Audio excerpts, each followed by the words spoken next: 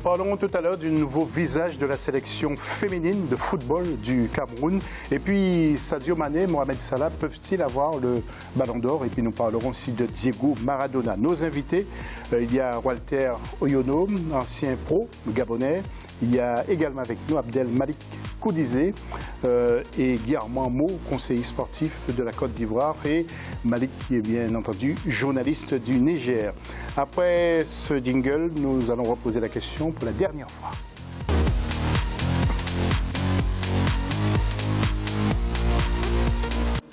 Alors, quels sont les joueurs africains qui vous impressionnent le plus à l'étranger? Vos réponses sur Facebook, Africa24, et puis sur Twitter avec le hashtag Africa24. Avant le jingle, concernant le football international, Guillermo, vous avez une question à poser à Walter? Non, on parlait, on échangeait, on discutait, on parlait des profils des entraîneurs adjoints. Là, en Côte d'Ivoire, c'est un entraîneur qui a 2 ou 3 compétitions, grandes compétitions en tant qu'adjoint, donc il a un minimum d'expérience. Donc ma question était de savoir si Daniel était entouré d'adjoints ou entraîneurs de gardiens assez expérimentés, Daniel Cousin, assez jeunes dans le métier. Ouais. Daniel Cousin, bien sûr, l'entraîneur du Gabon. Non, Daniel Cousin a pris comme adjoint un ancien coéquipier, en l'occurrence Banango Ezita, qui est un très bon footballeur. Après, moi, je ne connais pas forcément ses capacités d'entraîneur. Je sais qu'il est depuis un moment dans l'encadrement. Il y a lui et puis quelques-uns, comme Cédric Bamba, des gens qui ont joué avec lui, qui ont fait des Coupes d'Afrique. Donc, son souhait, c'est vraiment prendre des garçons du terroir.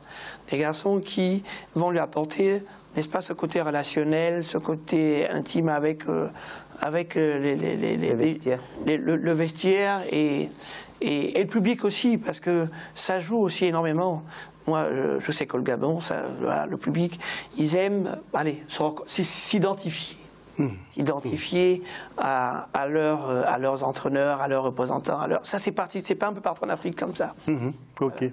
Merci, Walter. Le jingle pour le football international, tout de suite.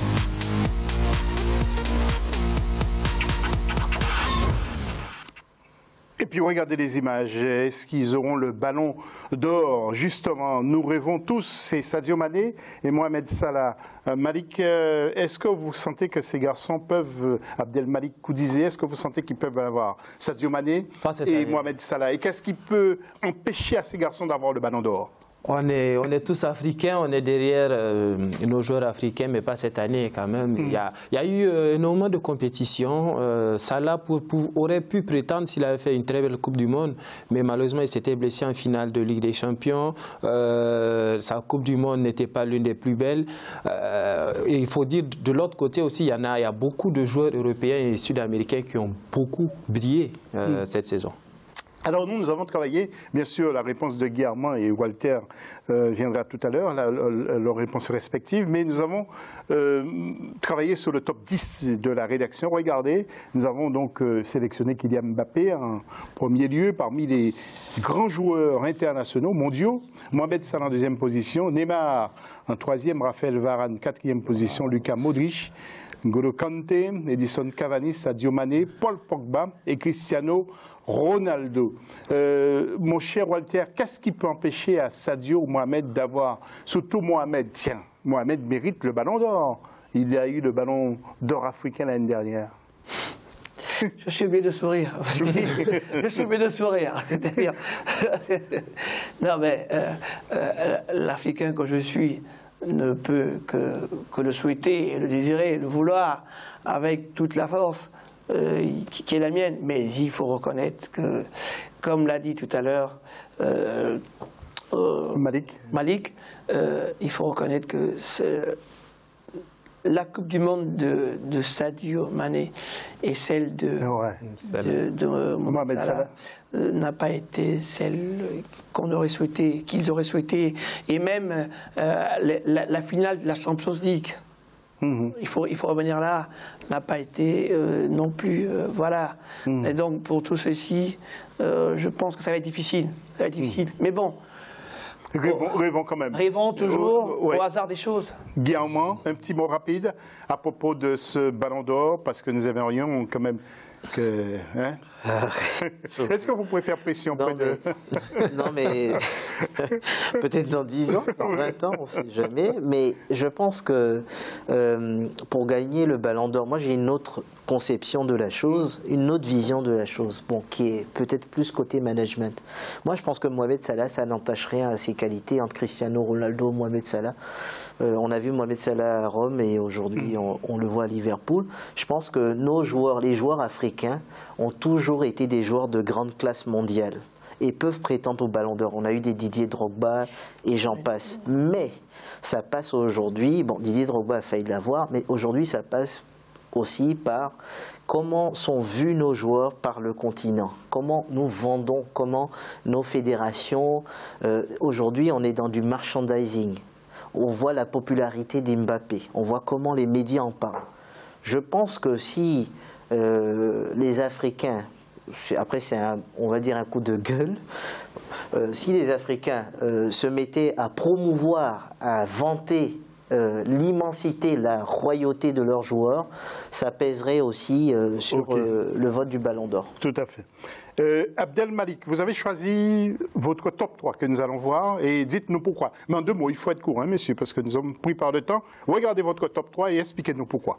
Alors moi j'ai Varane, Modric et Cristiano. Varane qui a tout gagné, la Ligue des Champions et la Coupe du Monde qui pèse énormément. Il y a Modric, juste son coéquipier au Real de Madrid, donc avec lequel il a gagné la Ligue des Champions. Qui est finaliste de la Coupe du Monde. Et bien sûr Cristiano Ronaldo qui peut faire un top 3 sans Cristiano? Au moins rien que pour sa Ligue des Champions, rien que pour la Ligue des Champions et son fameux but face à la Juventus. Guillaume, en mots, vous avez choisi qui? Oui. Et nous allons voir en image. Alors moi, juste pour changer, hein, évidemment, on ne peut pas faire de top 3 sans Cristiano Ronaldo, mais moi j'ai voulu juste un peu me faire plaisir. L'exception. Voilà, j'ai voulu prendre des joueurs. Alors Griezmann déjà? Techniquement très fort. Griezmann, j'adore par rapport à l'Atlético, ce qu'il montre à l'Atlético. En Coupe du Monde, on le repositionne, il fait le boulot. En étant mauvais, il est toujours bon. Voilà. Donc j'aime bien Griezmann. Mon fils adore Griezmann. Donc. Et en deuxième position? En deuxième position, j'ai pris Luka Modric, qui est une... Non, vous avez pris Marcelo. Ah, mais non, en deuxième, pardon. Ouais. Non, j'ai pris Griezmann en première position, Marcelo en deuxième position. Je me suis fait aussi plaisir parce que quand on parle de grands défenseurs, Marcelo prend toute la ligne, il peut jouer au milieu, devant, on le voit partout. Et c'est un artisan des grandes victoires du Real Madrid. Et en troisième position? En troisième position, j'ai choisi Luka Modric parce que Luka Modric, techniquement, c'est un joueur qu'on aime regarder jouer. Et je ne le mettrai pas numéro 1, mais il a la place dans le top 3, facilement. Merci. Et attention, monsieur Walter Oyono, votre top 3, c'est qui? Alors, j'ai mis 3 joueurs, des 3. Alors, je ne me rappelle plus totalement de l'ordre dans lequel je l'ai mis. Je pense que Slargy pourrait me donner un petit coup de main. Alors, allez-y, on envoie la première image. Je pense que j'ai mis Modric. Oui, en premier. Parce que moi, je suis milieu de terrain, j'ai été milieu de terrain. Et ce monsieur, pour moi, c'était un monsieur, il respire le football. On ne peut ne pas mettre aujourd'hui Modric dans le top 3 des footballeurs mondiaux. C'est un plaisir immense de voir ce monsieur jouer. Et je pense, dans mon top 2, j'ai mis Cristiano Ronaldo.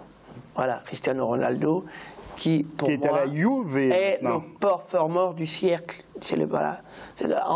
En termes de performance, je pense que c'est le joueur qui a le plus fait de performances, que ce soit sur le plan national avec son équipe ou en club, Manchester United. Donc c'est un performeur. Et puis pour la beauté, pour la gestuelle, pour le plaisir qu'il nous procure.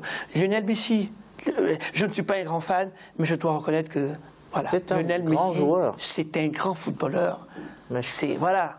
Mais en tout cas, nous respectons vos choix et ainsi que les téléspectateurs d'Africa 24. Nous allons ouvrir un petit débat, tiens, après ça.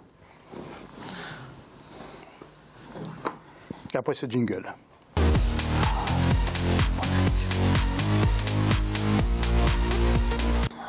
Alors, messieurs, est-ce que vous pensez que ce garçon que nous allons voir, qui a sauvé l'équipe de France, qui a fait une belle Coupe du Monde, qui a sauvé la France devant l'Islande, c'est M.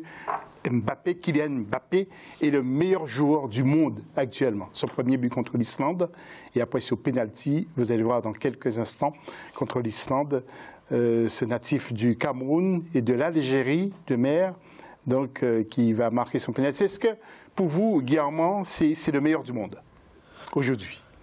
Non.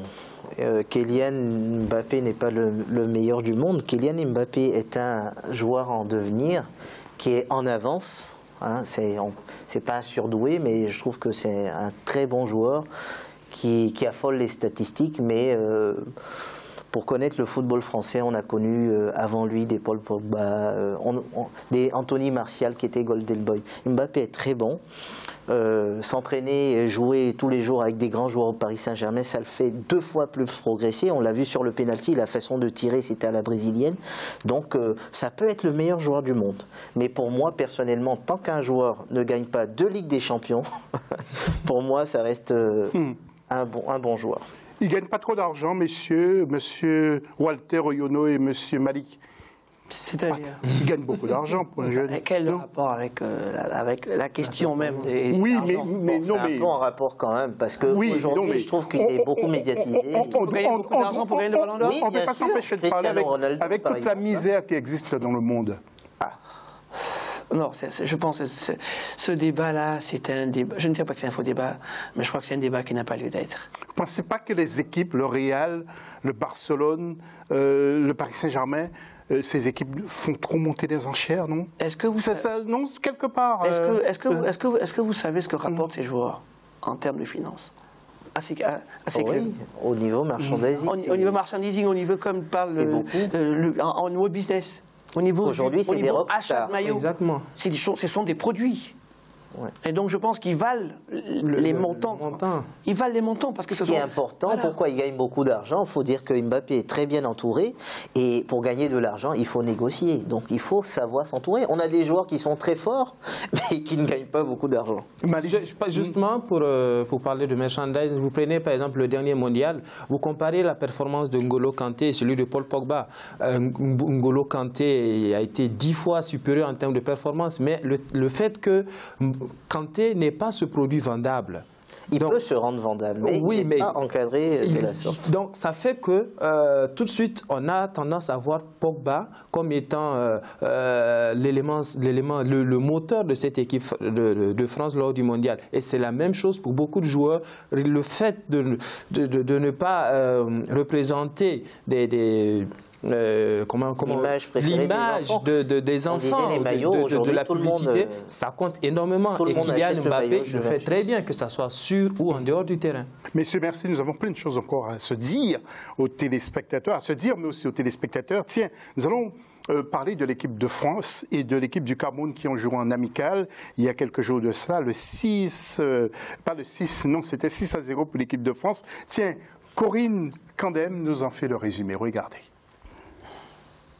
2 pays se sont retrouvés à Grenoble ce mardi 9 octobre en France pour disputer un match amical presque à sens unique car la préparation camerounaise était étriquée à cause de quelques problèmes de visa même si la majeure partie des joueuses évolue en Europe. Les Françaises ont été mises en difficulté dans les 20 premières minutes mais n'ont jamais plié grâce à leur défenseur martiniquaise Wendy Renard. Une équipe des Lions presque new look avec beaucoup de nouvelles têtes dans cette sélection de Joseph Ndoko. Score final 6-0, des buts marqués pour la France par Mbok, Diani, Le Sommer et Dali.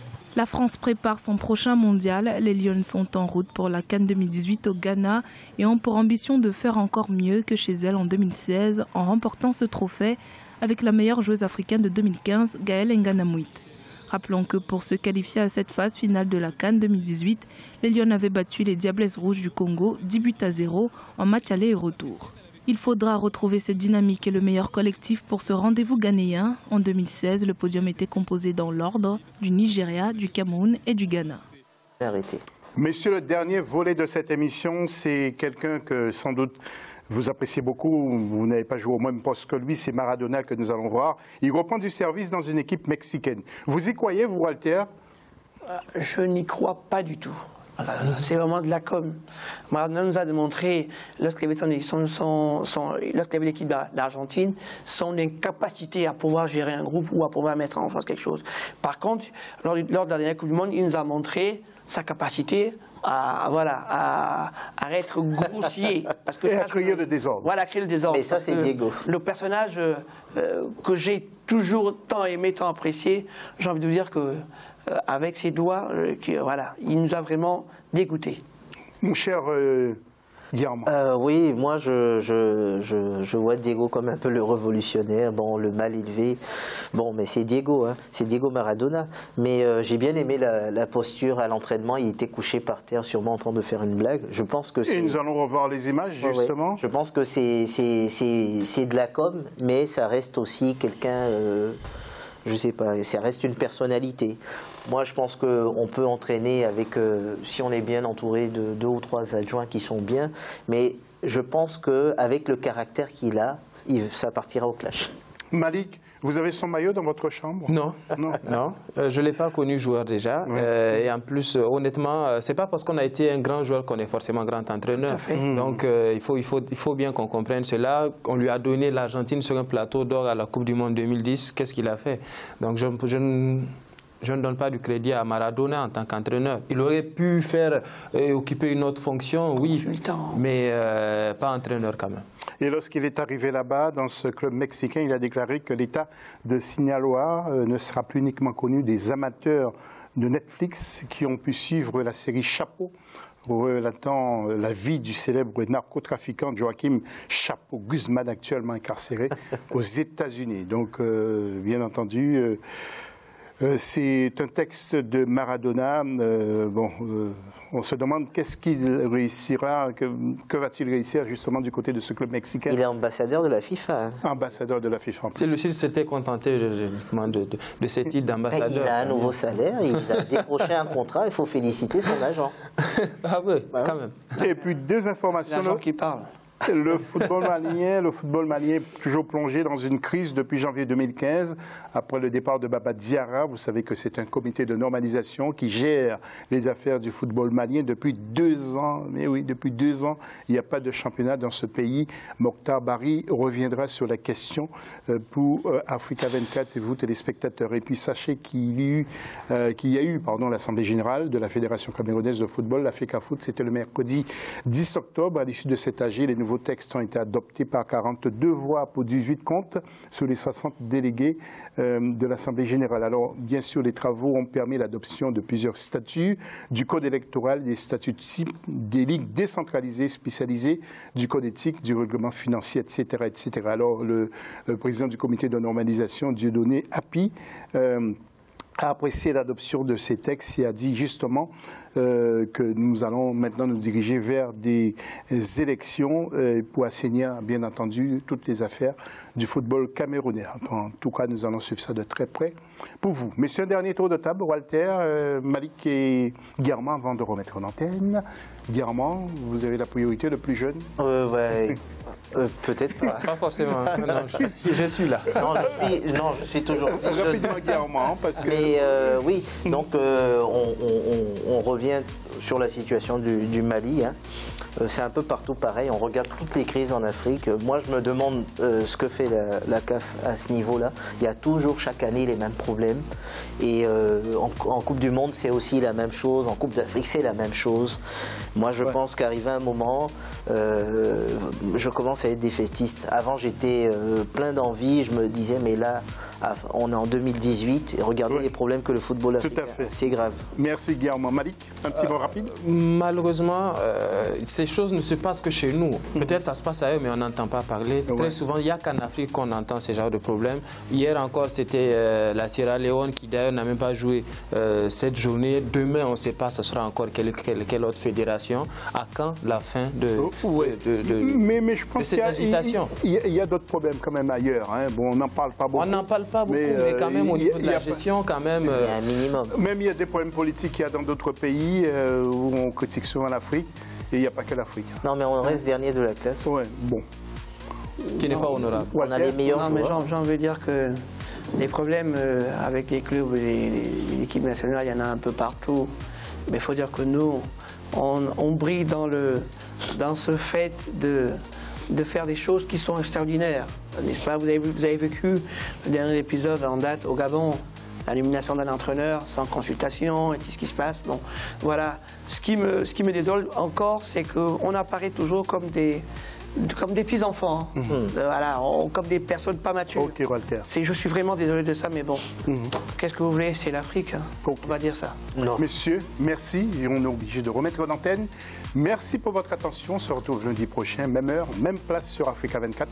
Restez avec nous, les infos reviennent dans quelques secondes sur votre chaîne. Bonsoir. Bonsoir.